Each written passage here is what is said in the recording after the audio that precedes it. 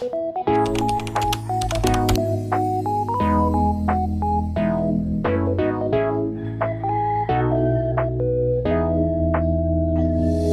hi mga nay! Day off ko today at gusto ko pa sanang magtagal sa higaan. Kaso nga lang ay kailangan ko pa nga mag-asikaso ng pambaon ni Bossing. At saka meron nga pala akong pupuntahan kaya kailangan ko maaga maggayak para maaga ko rin maasikaso yung mga iba ko pang gawain.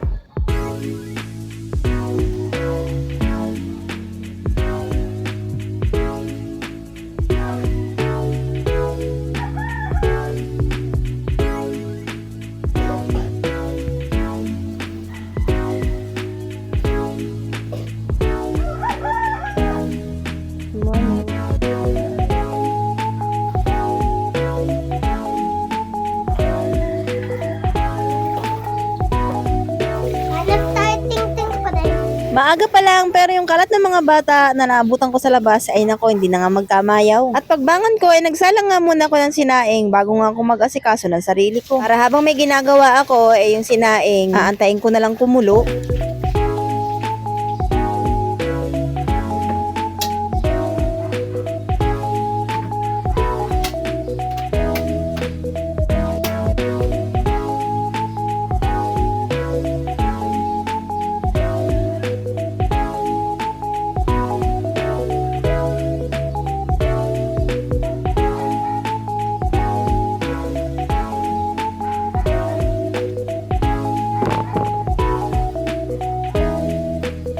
Alam kong medyo nadedeli na naman nga yung mga video ko pero kailangan ko nga munang i-upload ito para hindi ko ma-skip yung mga ibang event. Baka kasi mamaya magtaka kayo bakit nagpunta ako sa ganito hindi naman ako na ganito. Uunahan ko na kayo kahit di pa kayo nagtatanong. At syempre, dahil sa manukan ako nagtatrabaho, pritong manok nga yung ulam ni Bossing. Pagkatapos ko maasikaso yung pambaon niya at makapag-asikaso siya ng sarili niya, sabay nga kami ni Bossing na pumunta ng palengke. Siya, diretso papunta ng trabaho, ako naman, diretso sa grocery. Namili lang ako ng ilang kailangan namin sa bahay at ilang gamit sa kusina.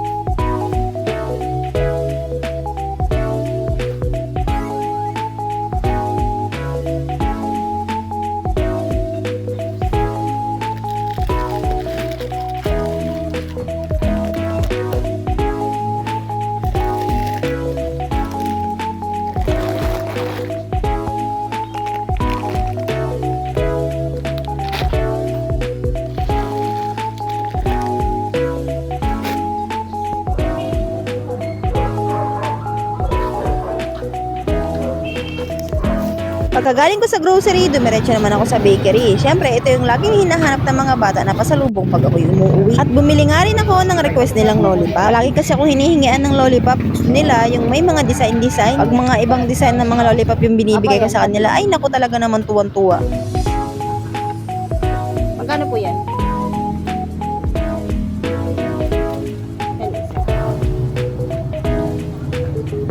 Syempre, lakad mode lang ako pa uwi. At dumaan na rin ako dito sa pinagbibilihan ko ng butane para refillan yung mga walang laman namin butane. Syempre, bumili ako ng lulutuin, di kailangan ko ng pangluto.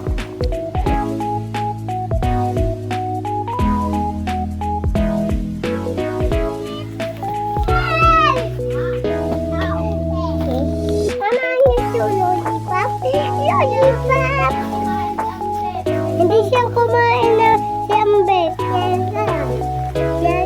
Ayoko na eh.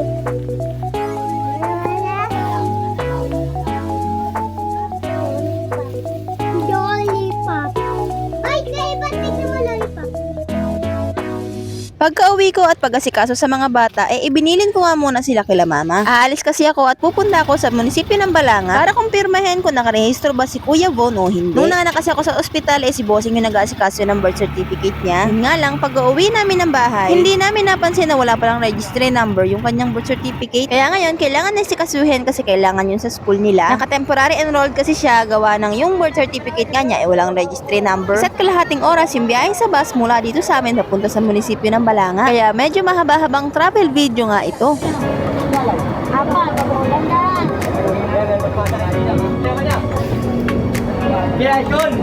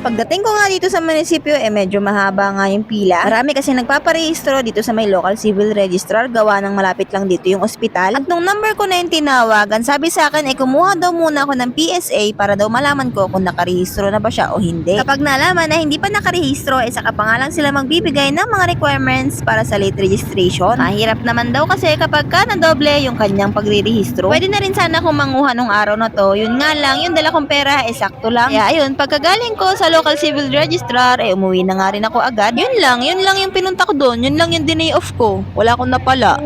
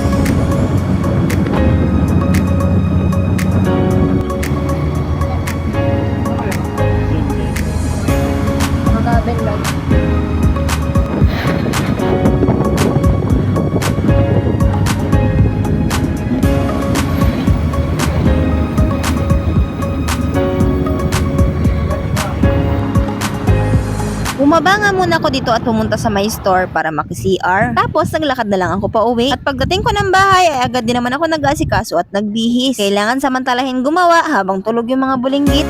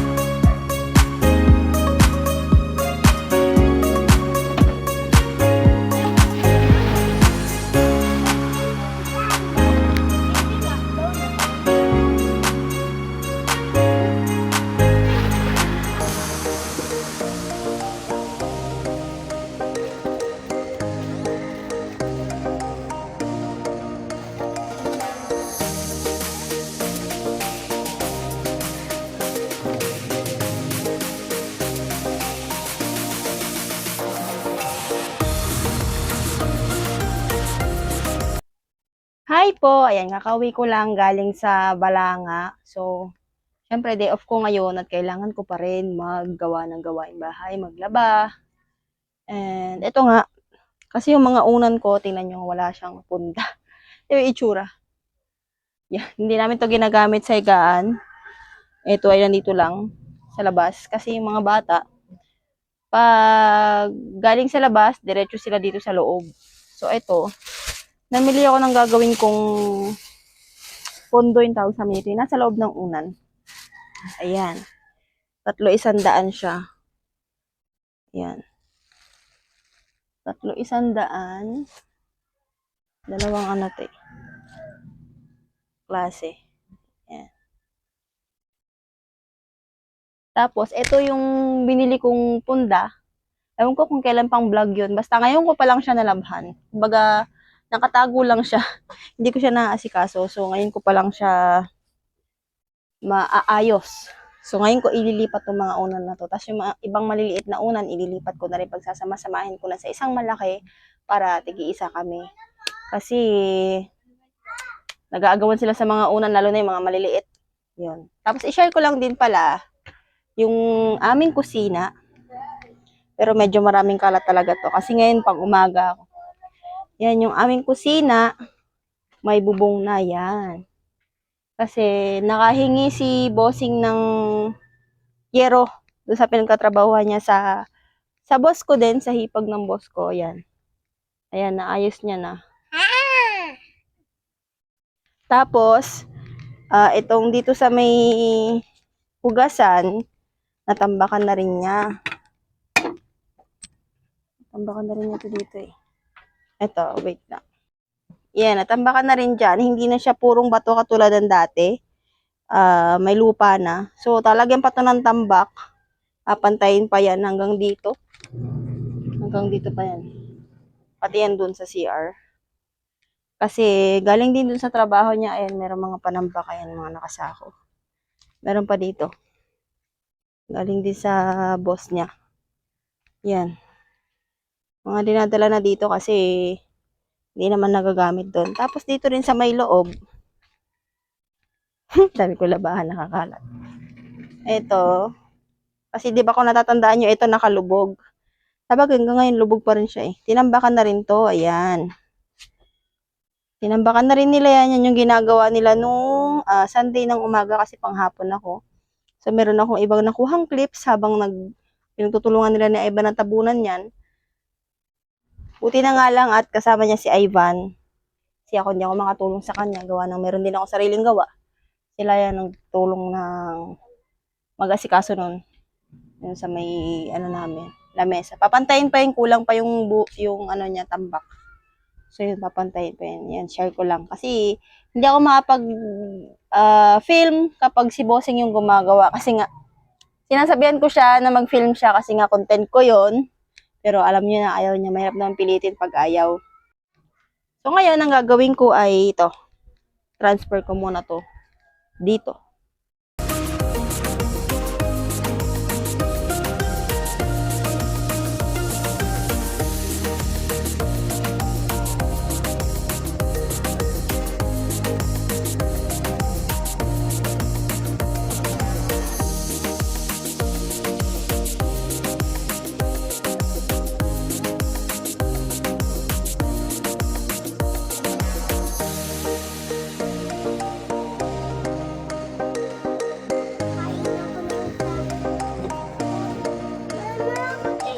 Anim pa lang yung nagawa ko dahil 6 lang yung nabili kong punda na pang loob. At kinagabihan, pag-uwi ni Bossing, inaisipan niya ngang gumawa ng banggerahan namin. Ito na yung pinaka magiging kusina namin, kaya gagawa na nga siya ng lagayan dito ng kalan at saka lagayan ng mga plato. Nakakatuwa kasi mula nang dumating siya, ang dami nang nagawa at nadagdag sa mga parte ng bahay namin. Iba kasi talaga kapag may katuwang ka at meron lalaking gagawa ng mga ibang gawain dito sa bahay, lalong-lalo na yung mga gawain na hindi mo naman talaga kayang gawin.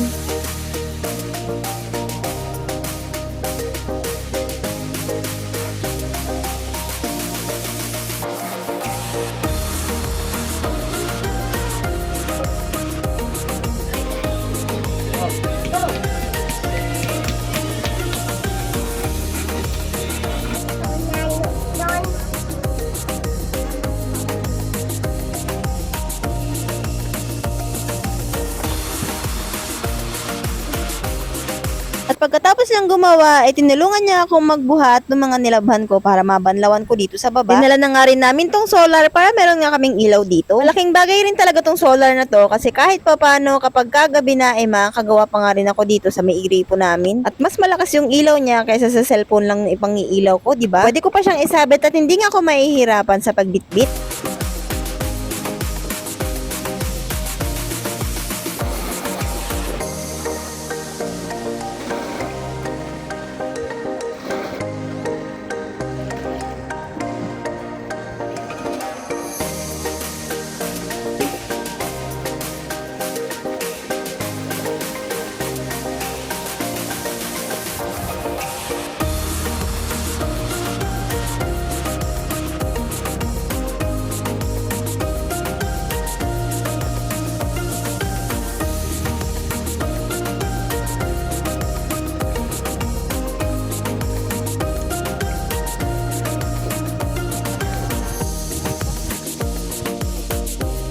At dahil may dryer na nga ako, ay dinryer ko nga lang muna yung mga damit at i-hanger ko na nga lang. Malaking bagay talaga kapag ka meron kang dryer kasi kahit sa may higaan pwede ka magsampay at walang tutulong tubig sa higaan mo. Anyway, nag-order nga rin pala ako sa Orange app ng bagong 3 dosenang hanger. Yung unang 6 na dosena kasi na in-order ko ay hindi ko na nga alam kung saan na napunta. Siguro naubos na, kakahila at kakahila ng mga damit habang nakahanger.